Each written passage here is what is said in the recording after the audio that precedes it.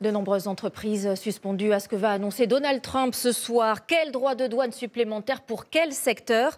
Dans ce contexte, on se demande ce qu'il se passe avec Tesla. Des voitures sont brûlées, vandalisées un peu partout en France, alors que ces véhicules sont équipés de systèmes de protection ultra sophistiqués.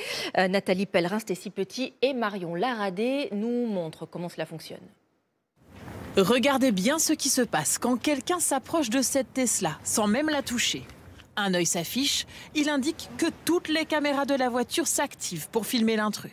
Un programme appelé Sentinelle qui permet de lutter contre les actes de vandalisme. Donc vous verrez sur les vidéos, on voit les deux côtés, côté droit, côté gauche, l'avant et l'arrière.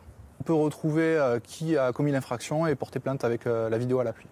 Même s'il est à plusieurs kilomètres, son propriétaire peut consulter les vidéos et même faire parler sa voiture ou lui faire émettre des sons pour dissuader.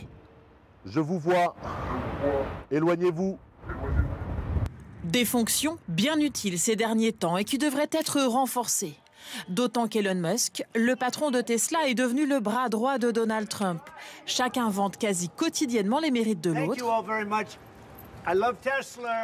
Et résultat, à chaque décision politique très décriée du président américain, la marque est prise pour cible. Des concessions incendiées, comme ici à Toulouse, ou encore à Rome ces derniers jours. Et les manifestations se multiplient contre les prises de position d'Elon Musk. En Bretagne, ce propriétaire de Tesla en a récemment fait les frais. En pleine voie, un automobiliste le menace avant de regagner son véhicule. De plus en plus, il se sent visé à bord de sa Tesla. Des queues de poisson, on nous empêche de dépasser. On sent qu'il y a une tension en fait par rapport à ça. Certains propriétaires, même s'ils sont satisfaits de leur voiture, n'hésitent plus à la vendre. On va changer de voiture, clairement.